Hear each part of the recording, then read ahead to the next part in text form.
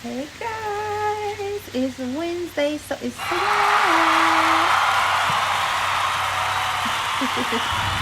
it's raining outside, and it just feels so good out here. So I hope it's not too loud that it's causing a distraction or anything. But I'm out here with my family, and I've just been chilling, loving on them, and loving on me. But God was telling me yesterday, don't forget to do your studies. Don't forget to do your studies, right? And I was like, you know, you're right. I have been slipping, just out here coasting. I ain't even acting like I act when I'm at home, baby. I'm just falling back into my normal routine with my family. And God was like, do your work. And so, computer, no charger. I'm like, oh God, what am I going to do? And then I realized I had this book in my car. And so I happened to do it on the Apocalypse of Abraham. And it was good, y'all. It was all right. So today's study, today's word is going to be how family can really be a downfall, and you have to really be careful. And close friends too, because you know a lot of us have friends that's been more family to us than family has ever been, right? Right. So this is for them, and I don't even know where I want to start because there's so much I want to say. Like, I've been thinking about it, woke up with it on my mind, like, okay, I really need to get this out here. So let's just start with Abraham's father. I'll give you a little bit of that backstory, and we can kind of move into that through there. Okay, move into it through there. Ooh, it's thundering, baby. Ooh. Okay, so Abraham's father Terah was a believer of many gods. Not only was he a believer of many gods, he served the he served the idols that he made. Like, he made statues and everything, and he served them. You know what I'm saying? Terah served them like, oh, this is my guy. He prayed to him. He sold them to other people. Things that he made. And Abraham was kind of like, hey, come on now. So you mean to tell me? She was a little smug, sarcastic or something. I think that's why I love him so much. He got to be kidding me. Because the sarcasm be kind of like, okay, really, okay. But yeah. Anyways, he was telling his dad, like, okay, you, wait. I hope you guys can hear me good. Okay, but Abraham's father, Terah, served many idols, many idols. He believed there were many gods, right? And what's even crazier is he worshipped the idols, and he made them, like literally wooden figures, other stuff. He sold them to other people, and he made them. And Abraham thought this was crazy, as he should. You know, very sarcastic, smart, intuitive child. And he's like, you're serving gods that you made? Wouldn't that make you the god over them? You know what I'm saying? Like, if you created it, wouldn't that make you the god? And what makes you a god? You know what I'm saying? You're over here selling figurines, basically. Like, that's how he was coming at Papa. Like, this don't look right. And it didn't. Right? Okay, y'all, I had to move in the house because it was just so loud, and I really needed y'all to receive what I was saying. So let me get back in here. All right, so Abraham's father, you know, he worshipped all these idols that he created. And Abraham would always question him about it, like, you don't think this crazy?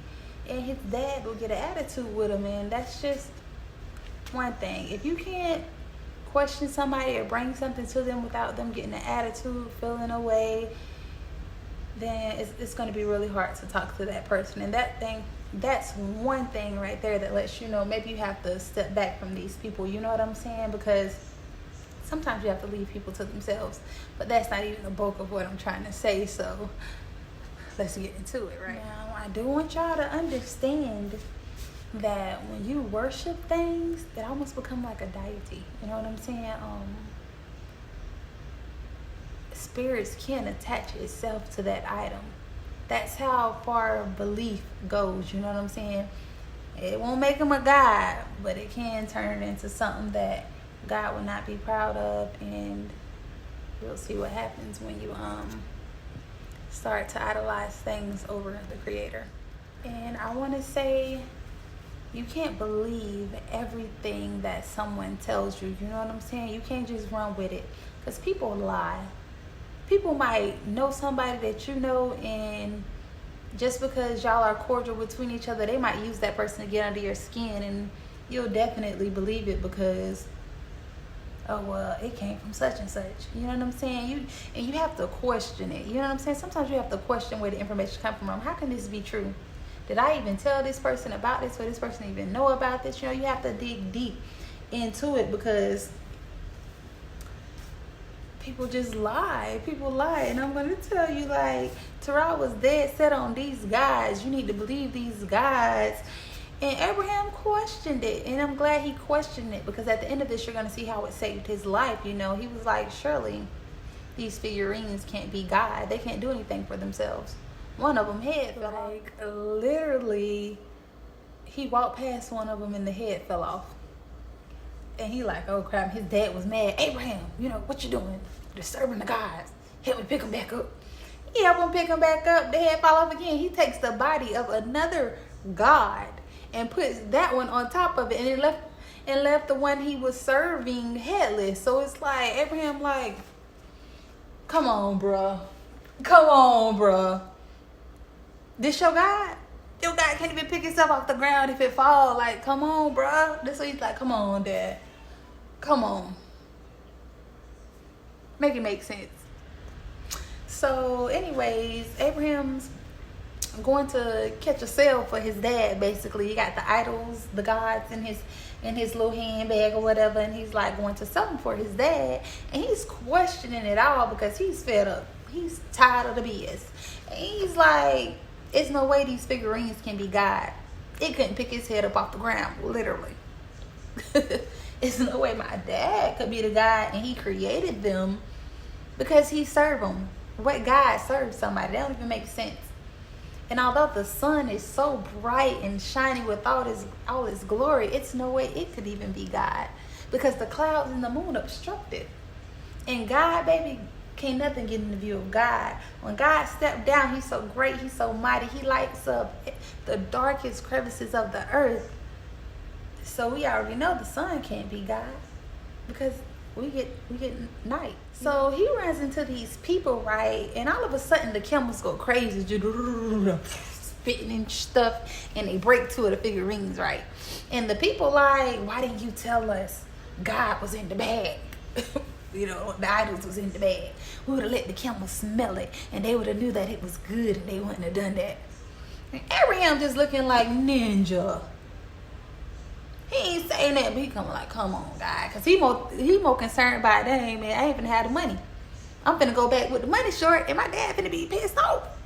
But the people, fortunately, that bought the two that didn't break also gave him money for the ones that did. And he tossed them and watched them sink to the bottom of the water like, if you gotta get yourself up out of here. And so he goes back home and he gives his dad the money. The daddy is happy. Yay, son, you done what you had to do. Go on in there and fix me a little meal in there. Fix me a little meal in there. So while he ended up fixing his dad's plate, he had an idol called Barsat. I believe that's how I say it, Barsat. But and all this stuff just turns into evil spirits attaching onto it. That's it. But anyways, the figurine accidentally fell in the fire and it burns up.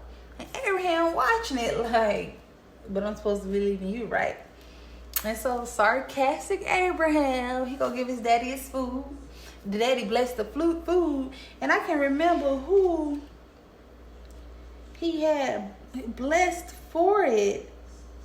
Maramath, or whatever he was calling it. You know, I ain't good with these names, better know my own name. But Abraham was like, I don't know what you blessing him for. Bless Barsat. He burnt in flames for that meal, baby. And his daddy like, what you talking about? Oh, he fell in the fire. His dad's like, what happened? He burnt. I watch him burn to a crisp. And so what frustrated Abraham most about this is the fact that his dad was like, ooh, bless Barsat. Guess what? I'm going to make another one tomorrow. We're going to put him in there too. We're going to bless him again because this meal is good. And it pissed Abraham off because it's like, bruh, like, you will make any excuse for this to be what you want it to be. And that's what family do sometimes.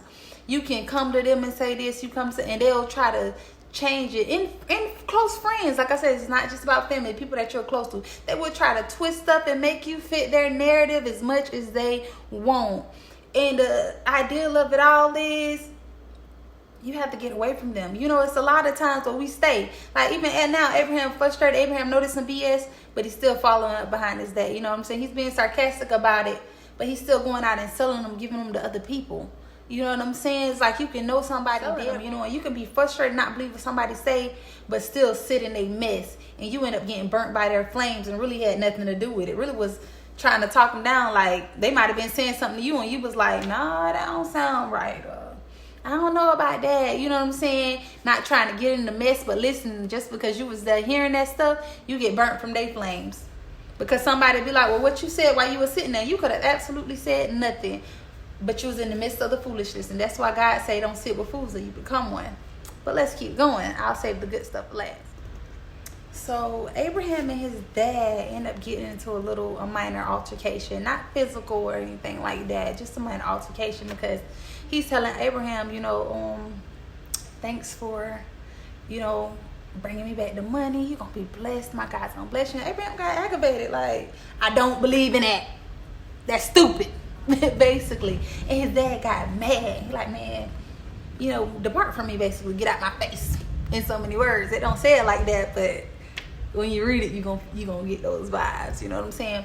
And so Abraham left, and God sent the angel to Abraham, and he told him, you've been seeking me, baby. Here I am. I've been watching you. You've been going hard for me. So I'm gonna bless you. I consider you mine now. You my ace coon. You mine now. Leave your daddy house. Leave right now. Get away from him, because he don't serve me. Okay, see, this is why reading the lost books in the text that was rejected is very important. Don't just settle for the King James Version. Don't just settle for the Holy Bible, because we already know it's more out there. That's no longer an excuse, guys. Because let me tell you something. The Holy Bible only says that God told him to get up and depart from his home. It don't tell you, like the rejected texts tell you, that his dad was serving false idols and had him out here selling them to people. It don't tell you that God told Abraham, get up and remove from your father, at least you die too. In the moment he got in the courtyard, God rained fire on the house, and the house burnt down. His daddy burnt down in it. The idols burnt down in it, far as 40 cubits. It don't tell you that. But that's what happened. His dad died. See, God had already planned to end him. And Abraham could have burnt up with him had he not been seeking God. But God said, and I say that full circle to say, you have to get away from your family or your close friends, because they don't always mean you good. They do not always mean you good.